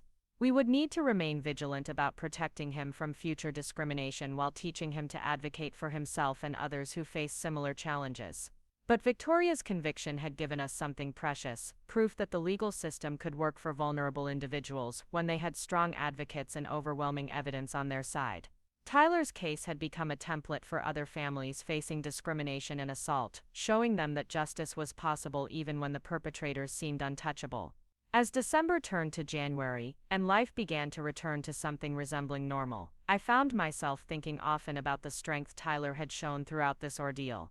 He'd endured physical pain, emotional confusion, and public attention with grace and resilience that amazed everyone who met him. Victoria had tried to break him, to punish him for the crime of existing while disabled. Instead, she'd only proven that Tyler possessed an unshakable core of dignity and determination that no amount of cruelty could touch. 3 weeks after Victoria's sentencing, the phone calls started. Not from reporters this time, but from families across the country who'd followed Tyler's case in the disability advocacy networks that had embraced our story. Parents of children with Down syndrome who'd been excluded from birthday parties. Families with autistic teenagers who'd been asked to leave restaurants because their children stimmed in ways that made other diners uncomfortable. Veterans with invisible disabilities who'd faced discrimination in employment and housing. Each conversation revealed another layer of the systematic prejudice that people with disabilities face daily, the casual cruelties and deliberate exclusions that rarely made headlines but destroyed lives incrementally. Tyler's case had become a beacon for these families, proof that sometimes the legal system worked, that perpetrators could be held accountable, that vulnerability didn't have to mean victimization. Mrs. Brooks, my daughter Emma is 12 and has cerebral palsy like Tyler, one caller explained, her voice thick with emotion. Last month my sister told Emma that she couldn't come to my nephew's wedding because her wheelchair would ruin the photos. When I objected, my entire family sided with my sister. They said Emma should understand that some occasions are more important than her feelings. The parallels were unmistakable. Family members using special occasions as weapons, prioritizing appearances over love, treating disabled children as burdens to be managed rather than beloved relatives to be celebrated. Tyler's story had given these families language for their own experiences, and hope that justice was possible even within the complicated dynamics of family relationships. Ryan and I found ourselves becoming accidental advocates, fielding calls from attorneys who wanted advice on building similar cases, disability rights organizations seeking our input on legislative initiatives, and families who simply needed someone to understand what they were experiencing. The role was overwhelming and unwelcome at times, adding layers of responsibility to our lives when we were still processing our own trauma. But it was also healing in unexpected ways. Each family we helped, each case we consulted on, each victory that followed the template of Tyler's legal success, validated the pain we'd endured, and transformed our suffering into something meaningful. Victoria's assault on Tyler had been meant to silence and diminish him. Instead, it had amplified his voice and the voices of countless others who'd been told their needs didn't matter. Tyler himself remained largely oblivious to his growing status as a symbol of resilience in the disability community. His days were filled with the ordinary concerns of a 9-year-old boy: homework assignments, playground friendships, video games, and the eternal struggle to convince his parents that vegetables weren't necessary for survival. The cast was gone, his scrapes had faded, and his physical recovery was complete. But the psychological impact lingered in subtle ways that broke my heart regularly. Tyler now asked permission before approaching family gatherings, as if his presence might be unwelcome or disruptive. He apologized when his cerebral palsy caused him to move more slowly than others, interpreting normal accommodation needs as inconveniences he was imposing on people who had better things to do. "Mom, am I too much trouble?" he asked one evening, while I was helping him with math homework, his dark eyes serious with the weight of concerns no child should carry. "What makes you ask that, buddy?" I kept my voice casual, though the question hit me like a physical blow. "At school today, Mrs. Patterson had to help me reach the art supplies on the high shelf, and then she had to help Marcus tie his shoes, and then she had to read the instructions to Jenny because her dyslexia makes the words jumble. And I heard some kids saying that Mrs. Patterson spends all her time helping the special kids and doesn't have time for the normal ones." The conversation that followed was one of the hardest I'd ever had with Tyler, trying to explain that his needs weren't burdens, and that accommodation wasn't charity. I told him about the Americans with Disabilities Act, about civil rights, about the difference between helping and condescending. But 9-year-old logic doesn't easily process systemic discrimination, and Tyler's takeaway seemed to be that he should need less help, rather than that society should provide more understanding. Ryan's approach was more concrete. The next weekend, he took Tyler to the Disabled American Veterans chapter where he volunteered, introducing him to veterans who'd lost limbs in combat, suffered traumatic brain injuries, or dealt with PTSD that made civilian life challenging. These were men and women who'd served their country and earned accommodation through sacrifice, and their casual acceptance of Tyler as a peer, rather than a charity case, helped normalize his own needs. "You know what I learned in the Navy?" Ryan told Tyler as they worked alongside a veteran who'd lost his left arm in Afghanistan but could still outwork most able-bodied volunteers. "The strongest crews are the ones where everyone contributes what they can, and nobody apologizes for needing help. Your cerebral palsy isn't a weakness, son, it's just part of your operating system. Meanwhile, the broader impact of Victoria's conviction continued to ripple through legal and advocacy circles. Hendricks had been invited to speak at conferences about prosecuting disability hate crimes, using Tyler's case as a model for building successful arguments based on pattern evidence and civil rights violations. Carmen had been promoted at her law firm, her expertise in disability rights law, suddenly in high demand as more attorneys recognized the potential for similar cases. The civil lawsuit against Victoria's business proceeded separately from the criminal case, with families who'd been discriminated against seeking financial compensation for the emotional distress and economic losses they'd suffered. Victoria's professional insurance had been canceled after her conviction, leaving her personally liable for damages that would likely exceed $1 million once all claims were resolved. Her interior design firm's closure had created a ripple effect through Phoenix's luxury home market, with several high-profile projects abandoned mid-construction when clients discovered their designer was a convicted felon who'd assaulted a disabled child. The beautiful spaces Victoria had created were being finished by other designers, her aesthetic vision separated from her personal cruelty but forever tainted by association with her crimes. It's poetic justice in a way, Carmen observed, during one of our regular coffee meetings at the cafe near Desert Ridge Elementary. Victoria spent her career creating exclusive spaces that shut out people she didn't want to see. Now she's in the most exclusive space of all, us, a prison cell, and the rest of us get to occupy the world she tried to control. The observation was satisfying on a visceral level, but I found myself thinking more often about prevention than punishment. Victoria's conviction wouldn't resurrect the relationships she'd destroyed, or undo the trauma she'd inflicted on vulnerable individuals over the years. What mattered now was ensuring that other potential perpetrators understood the consequences of targeting people with disabilities. That's when the idea for the Tyler Brooks Foundation began to take shape. Ryan and I had been discussing ways to channel the attention from Tyler's case into something constructive, something that would protect other children with disabilities, while honoring the strength Tyler had shown throughout his ordeal. The Foundation's mission would be threefold: providing legal assistance to families facing disability discrimination, funding research into preventing violence against vulnerable individuals, and creating educational programs that taught children about inclusion and respect for differences. We wanted to build something that would outlast the news cycle and create lasting change in how society treated its most vulnerable members. "Mom, can we help other kids like me?" Tyler asked when we explained the foundation concept to him, his immediate response focused on service rather than self-pity. "That's exactly what we want to do, buddy. Use what happened to us to make sure it doesn't happen to other families," I replied, amazed once again by his capacity for empathy despite everything he'd endured. "Maybe we can teach aunts and uncles not to push kids in wheelchairs," Tyler said matter-of-factly, reducing Victoria's complex web of prejudice and cruelty to its essential truth: adults shouldn't hurt children, especially children who need extra protection and care.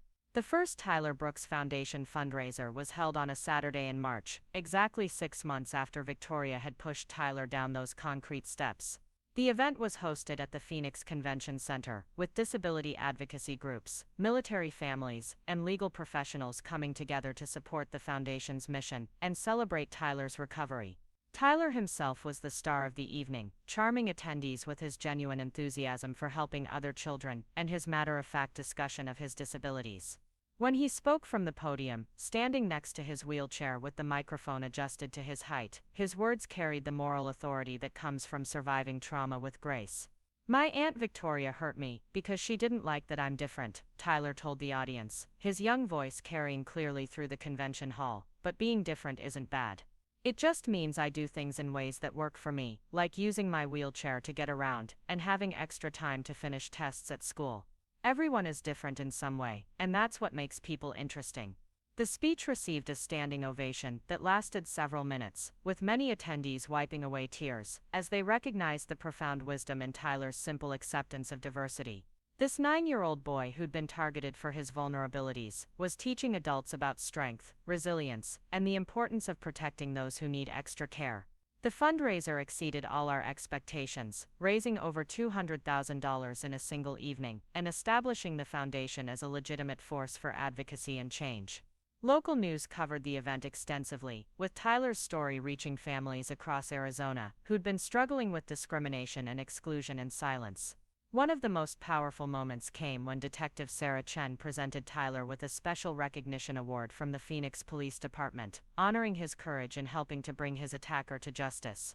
The award itself was meaningful, but Chen's words carried even greater impact. Tyler, you probably don't realize this, but your case has changed how law enforcement handles crimes against people with disabilities. Chen told him during the presentation, your bravery in talking about what happened has made it easier for other victims to come forward and seek justice. You've made our community safer for everyone. The Foundation's first major initiative was lobbying for stronger penalties for crimes against disabled individuals, building on the precedent set by Victoria's conviction to push for legislative changes that would better protect vulnerable populations. Carmen led this effort, working with state legislators to draft bills that would enhance sentences for perpetrators who targeted victims based on disability status. The Tyler Brooks Act passed the Arizona legislature unanimously 6 months later, becoming one of the strongest disability hate crime laws in the country. The legislation expanded the definition of bias-motivated crimes to include disability-based targeting, increased penalties for assaults against vulnerable individuals, and established mandatory training programs for law enforcement officers responding to disability-related crimes.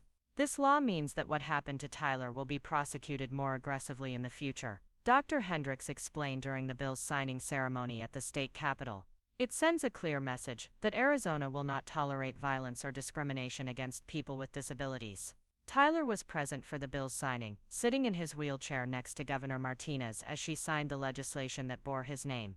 The image was powerful, a young boy with cerebral palsy watching as his suffering was transformed into protection for others who might face similar targeting.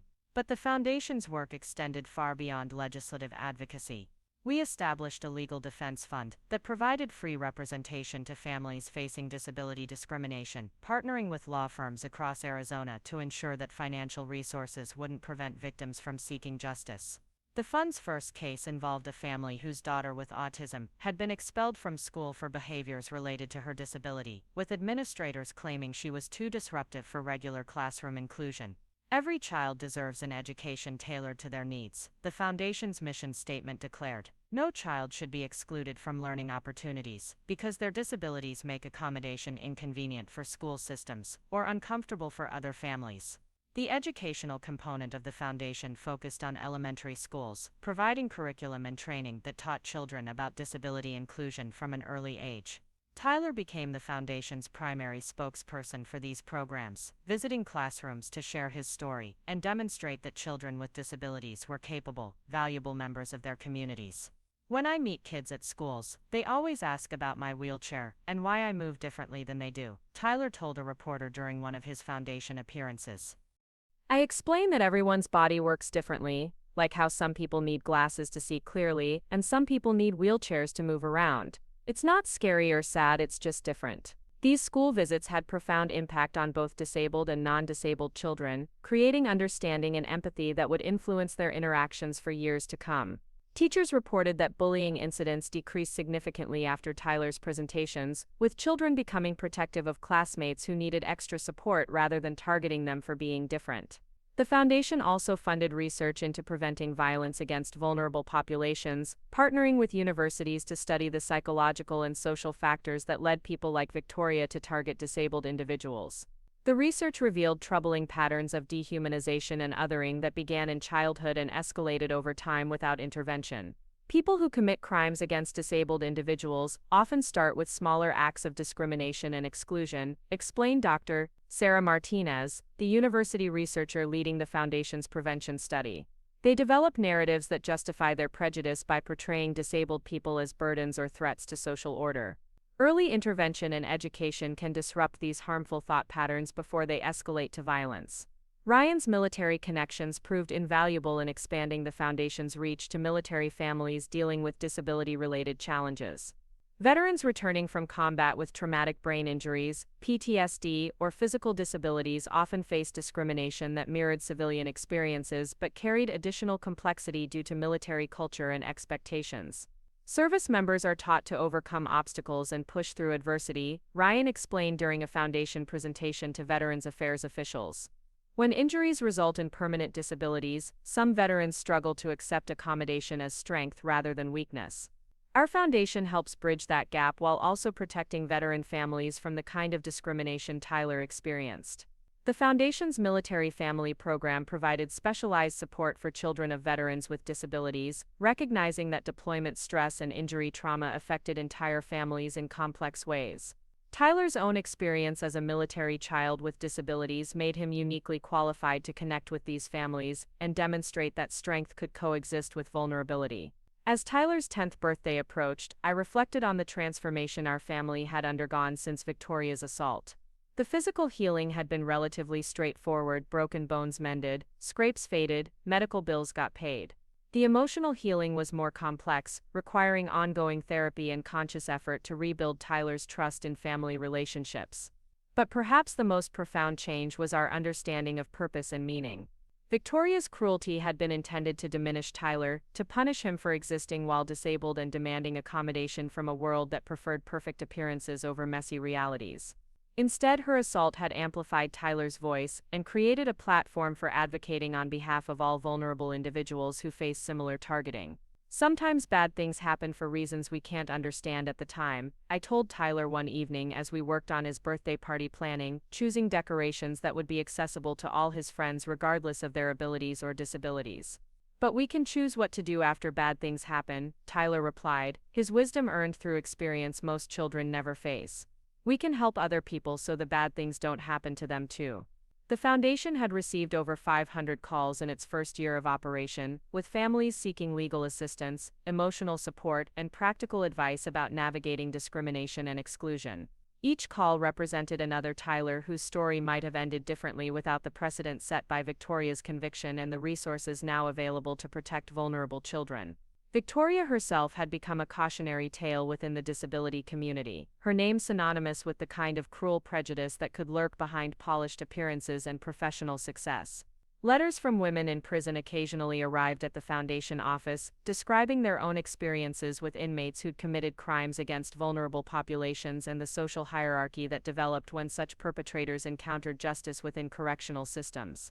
"Your sister is not popular here," one letter read, written by an inmate whose daughter had disabilities and who'd followed Tyler's case from prison. "Women who hurt disabled kids don't get respect from other inmates. She's learning what it feels like to be excluded and targeted by people who have power over her daily life." The poetic justice was undeniable, but I found myself caring less about Victoria's suffering than about preventing future victims from experiencing what Tyler had endured.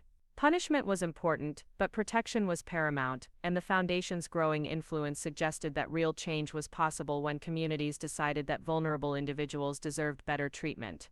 Tyler's 10th birthday party was held at the Foundation's new community center, a fully accessible space designed to welcome families regardless of the disabilities represented in their households.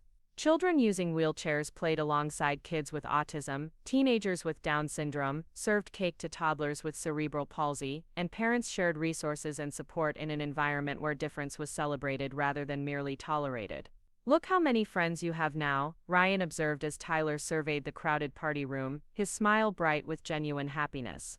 "They're not just my friends," Tyler corrected him with the precision that had become his trademark. "They're friends with each other too. That's better than just being my friends because it means they'll help each other even when I'm not around." The observation captured something essential about the Foundation's mission and Tyler's impact on the disability community. His story hadn't just inspired individual acts of kindness or temporary expressions of support. It had created lasting connections between families, built networks of mutual aid and advocacy, and established institutions that would continue protecting vulnerable individuals long after the immediate trauma of his assault had faded.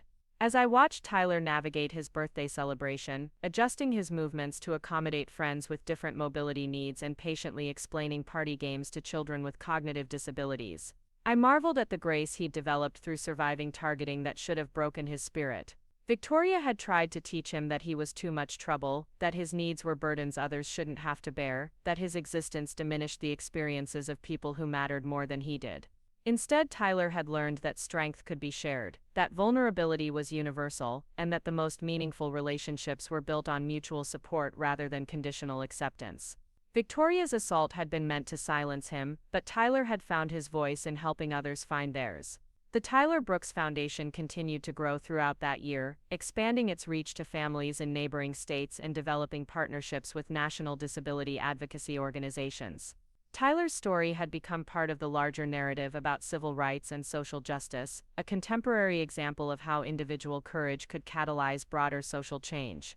What Victoria intended as punishment, Tyler has transformed into purpose. Carmen observed during one of the Foundation's board meetings, her words capturing the essential paradox of trauma that becomes advocacy. She tried to make him small, but he chose to help others stand tall.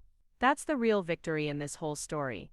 Not just that she was held accountable, but that Tyler refused to let her cruelty define his understanding of his own worth.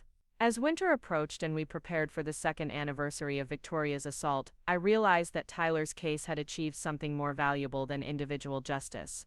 It had created a model for other families facing similar discrimination, demonstrated that the legal system could work for vulnerable populations when they had strong advocates, and built lasting institutions that would protect children with disabilities for generations to come.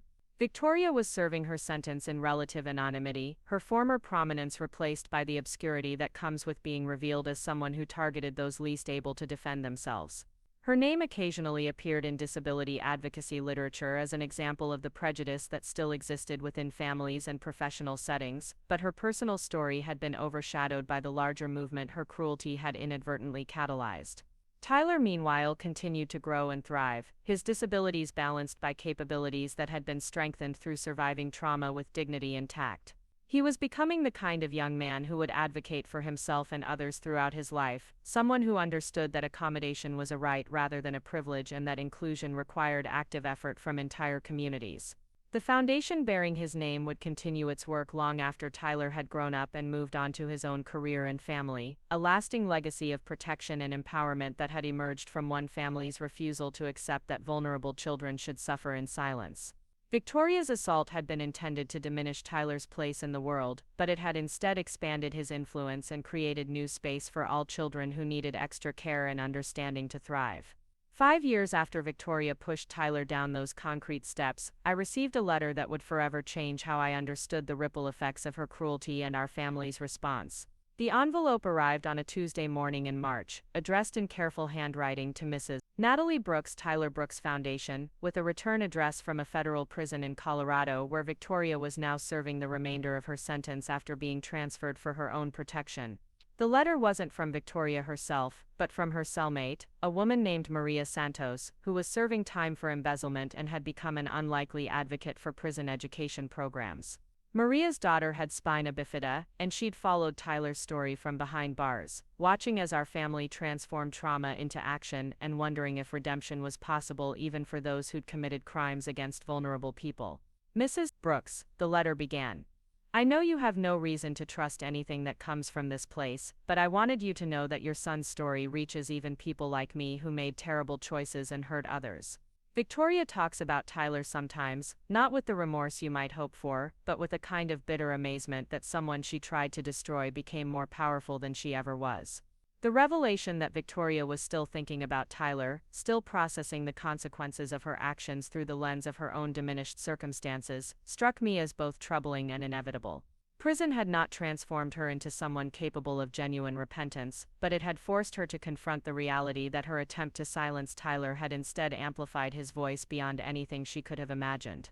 Maria's letter continued with details about prison life and the complex social dynamics that emerged when inmates learned about each other's crimes. Women who'd committed financial crimes or drug offenses maintained social status that was denied to those who'd harmed children, especially disabled children who couldn't defend themselves. Victoria's conviction had marked her as someone who belonged at the bottom of the prison hierarchy, experiencing the exclusion and targeting she'd once inflicted on others. She doesn't understand why other inmates avoid her, or why the guards show her less respect than they show the rest of us, Maria wrote. She still thinks what she did was justified somehow, that Tyler was a burden who made everyone else's lives more difficult. But being treated like a burden herself has been harder than she expected. She's learning what it feels like to be the person everyone wishes would just disappear. The irony was complete but brought no satisfaction. Victoria's inability to develop empathy, even through experiencing rejection and isolation herself, suggested that her cruelty toward Tyler had been rooted in something deeper than simple prejudice or frustration. She was someone fundamentally incapable of recognizing the humanity in people she perceived as different or inconvenient, and prison had only reinforced her sense of victimization rather than opening her eyes to the pain she'd caused others. But Maria's letter had a different purpose than simply updating us on Victoria's circumstances. She wanted us to know about the prison book club she'd started, focused on disability advocacy literature and memoirs written by people with various conditions. The club had grown to include 15 inmates, many of whom had family members with disabilities and were processing their own relationships with vulnerability and difference. We read Tyler's story in a disability rights textbook, and it started conversations that some of us had never had before. Maria explained, women talking about their disabled children for the first time, sharing guilt about times they'd been impatient or embarrassed, admitting that they'd never really understood what their kids were going through until they found themselves powerless in an institution designed to control every aspect of their lives. The book club had evolved into something resembling group therapy, with inmates supporting each other through the complex emotions that emerged when they recognized their own capacity for both harm and healing. They'd started corresponding with their family members about disability-related challenges, offering apologies for past insensitivity, and promising to be better advocates when they were released. I want you to know that Tyler's courage is changing people even in here. Maria's letter concluded. Women who might have gone home and continued patterns of exclusion and discrimination are learning to see disability differently.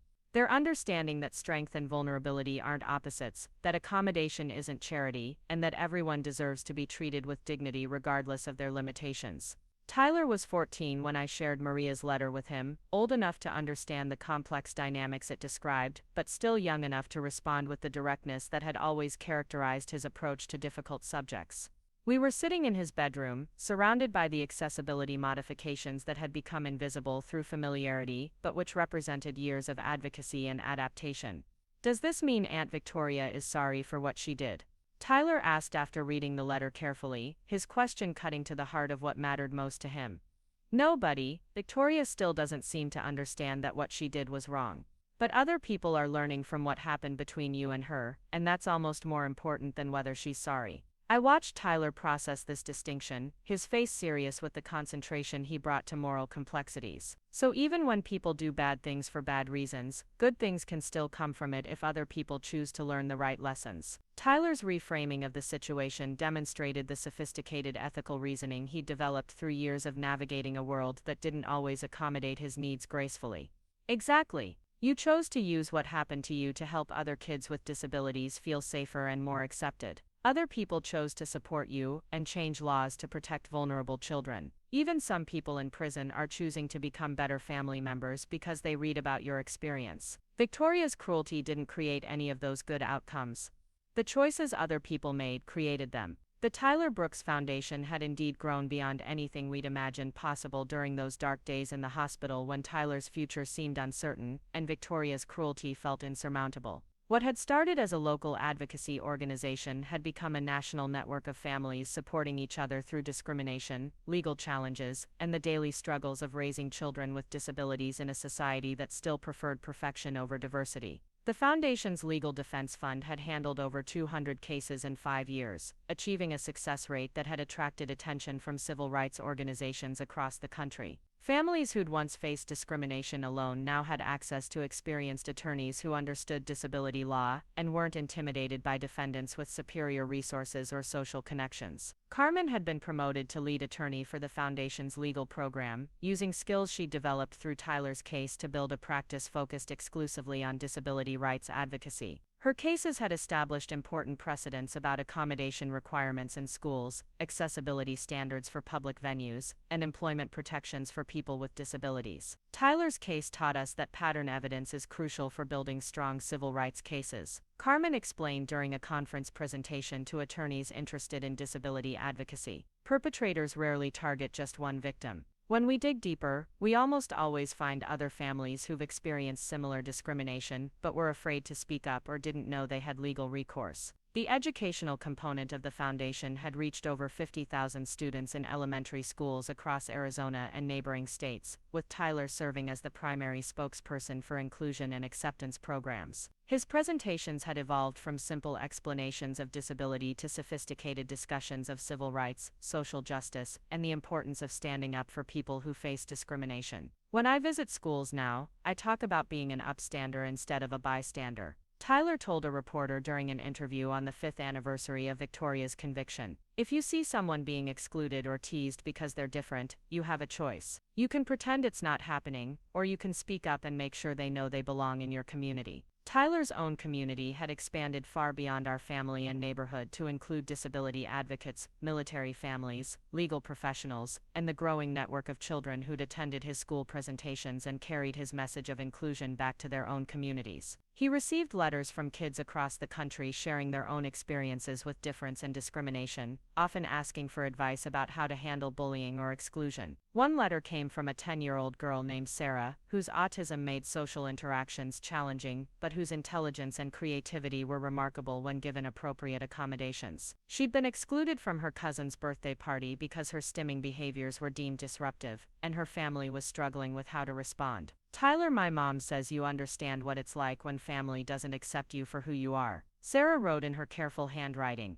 My cousin's mom says I'm too weird for parties and that I make other kids uncomfortable. It makes me sad because I just want to be included like everyone else. What should I do? Tyler's response, dictated to me, but composed entirely in his own words, reflected the wisdom he'd gained through surviving exclusion and emerging stronger on the other side. Dear Sarah, what happened to you isn't okay, and it's not your fault. Sometimes grown-ups make bad choices because they don't understand that being different isn't wrong. You deserve to be included in family celebrations, and the adults in your life should be helping you feel welcome, not finding excuses to leave you out. The letter continued with practical advice about self-advocacy and finding supportive community members, but its core message was one of fundamental dignity and worth that transcended any particular disability or accommodation need. Tyler had learned to articulate the truth that Victoria had tried to deny: every person deserves respect, inclusion, and protection, especially those who need extra support to participate fully in their communities. Ryan's military career had been enhanced rather than hindered by our family's advocacy work, with his commanders recognizing the leadership skills he'd demonstrated during Tyler's legal case and the Foundation's development.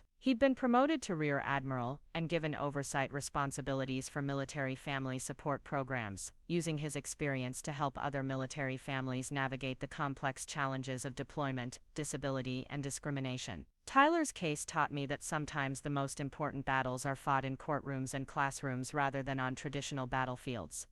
Ryan told his staff during a briefing about new family support initiatives. Protecting vulnerable family members requires the same strategic thinking and sustained commitment that we bring to military operations, and the stakes are just as high. The Military Family Program within the Tyler Brooks Foundation had become a model for other organizations serving veteran populations, providing specialized support for families dealing with combat-related disabilities, PTSD, and the unique challenges of accessing services while frequently relocating between duty stations. Tyler's experience as both a military child and a person with disabilities made him uniquely qualified to understand the intersection of these identities. As Tyler entered high school, his academic performance and social development exceeded every early prediction about his potential. The cerebral palsy that had made Victoria view him as a burden had been balanced by intellectual capabilities and emotional intelligence that impressed teachers, therapists, and community leaders who worked with him regularly. Tyler is one of those rare young people who seems to understand intuitively that privilege comes with responsibility. His high school counselor observed during a planning meeting about his college preparation. His experiences with discrimination have made him more empathetic toward others who face exclusion, but they've also given him confidence in his own worth that many teenagers struggle to develop. Tyler had decided to study law and disability advocacy in college, planning to follow Carmen's path toward a career focused on civil rights protection and policy reform. His personal experience with discrimination would provide credibility and insight that traditional legal education couldn't replicate, while his communication skills and natural empathy would serve him well in courtrooms and legislative hearings. I want to be the kind of lawyer who helps families like ours when they face people like Victoria, Tyler explained during a career day presentation at his high school. Not everyone has a dad who's an admiral, or a mom who knows how to navigate legal systems. Some families need advocates who understand what it's like to be targeted because you're different. The Tyler Brooks Foundation had begun planning for its eventual transition to the next generation of leadership, with Tyler expected to take on increasing responsibilities as he completed his education and developed his professional skills. The organization had established permanent endowments that would ensure its survival beyond any individual family's involvement, creating institutional stability that would protect vulnerable children for decades to come.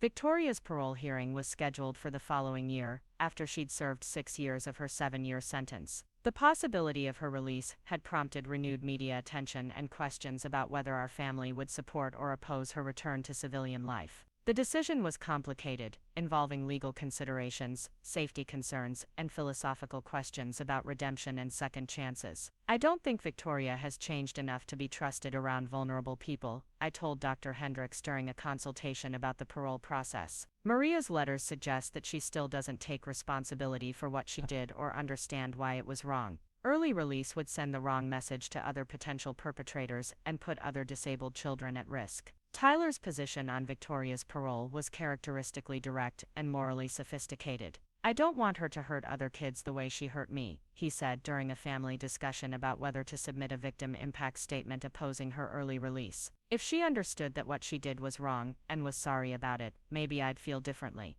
But she's not sorry, so she's probably still dangerous." The victim impact statement we submitted emphasized not personal revenge but public safety, documenting Victoria's continued lack of remorse and the ongoing pattern of discrimination she demonstrated throughout her incarceration. The parole board ultimately denied her request for early release, requiring her to serve the full sentence as originally imposed by Judge Morrison. The decision brought closure to a chapter of our lives that had dominated 5 years of legal proceedings, media attention, and advocacy work. Victoria would remain incarcerated for another year, giving the disability community additional time to build stronger protections, and giving our family space to focus on Tyler's continued development without the distraction of worrying about her release. On the 6th anniversary of Victoria's assault, the Tyler Brooks Foundation hosted its largest fundraising gala yet, with over 1,000 attendees including disability advocates, military families, legal professionals, and political leaders who'd supported the organization's mission. Tyler, now 15, and confident in his role as the foundation's primary spokesperson, delivered a keynote address that brought the audience to its feet. "6 years ago, my aunt pushed me down a flight of steps because she thought I was too much trouble to deserve basic respect and safety," Tyler began, his voice carrying clearly through the ballroom. "She wanted to teach me that disabled people should apologize for existing, that we should accept exclusion as the price of our imperfections, that we should be grateful for whatever scraps of dignity society chooses to give us." The speech continued with Tyler's characteristic blend of personal vulnerability and moral authority, acknowledging the pain Victoria had caused while celebrating the strength that had emerged from surviving her cruelty. "What she actually taught me was that some people will try to diminish you because they're threatened by your resilience, but their cruelty says nothing about your worth and everything about their character."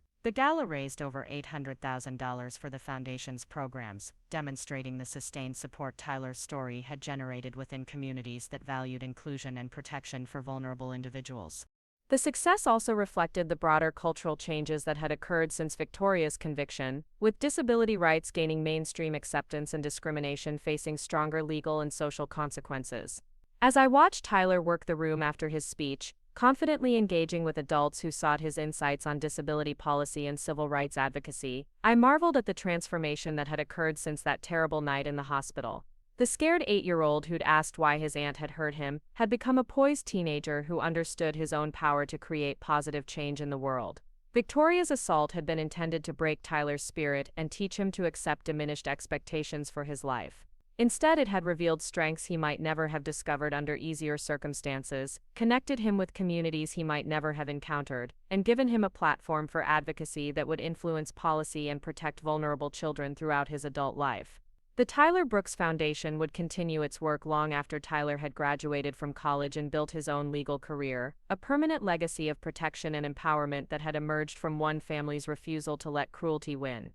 Victoria had tried to erase Tyler from family photos and family gatherings, to make him disappear from spaces she wanted to control. Instead, her assault had made him more visible than she had ever been, his influence extending far beyond anything her interior design career had achieved.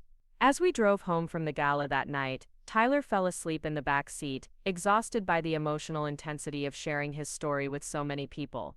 Ryan and I talked quietly about the journey we'd traveled together, from that first terrifying phone call 6 years ago to the celebration of resilience and advocacy we'd just experienced. "Do you think Tyler realizes how much he's accomplished?" Ryan asked, adjusting the rearview mirror to check on our sleeping son.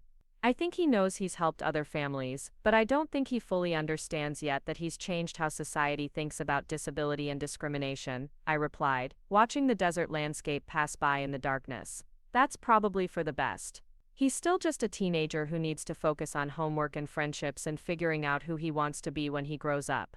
But Tyler had already figured out the most important parts of who he was: someone who'd survived targeting with dignity intact, someone who'd transformed personal trauma into protection for others, someone who understood that true strength came from lifting up vulnerable people rather than pushing them down. Victoria's assault had been meant to diminish him, but Tyler had chosen to let it define his mission rather than his limitations. The last letter I received from Maria Santos came 2 years later, shortly before her own release from prison. She'd been accepted into a paralegal program and planned to work with disability advocacy organizations, using skills she'd developed through the prison book club and correspondence with families affected by discrimination. "Tyler's story changed everything for me," Maria wrote. "Before reading about what he'd been through and how he'd responded, I thought strength meant never showing weakness or needing help. Now I understand that real strength means helping others when they need support and accepting help when you need it yourself. My daughter and I have a better relationship now because I finally understand that her spina bifida isn't something she needs to overcome, it's just part of who she is."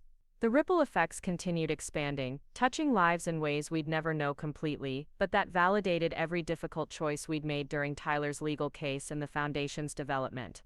Victoria's cruelty had been intended to silence one disabled child, but it had instead created a movement that amplified the voices of thousands of vulnerable individuals who deserved better treatment from their families and communities. Tyler graduated from high school as valedictorian, delivering a commencement address that wove together themes of resilience, advocacy, and the importance of creating inclusive communities where everyone could contribute their unique talents. His college acceptance letters included full scholarships from universities, impressed not just by his academic achievements, but by his demonstrated leadership in civil rights advocacy.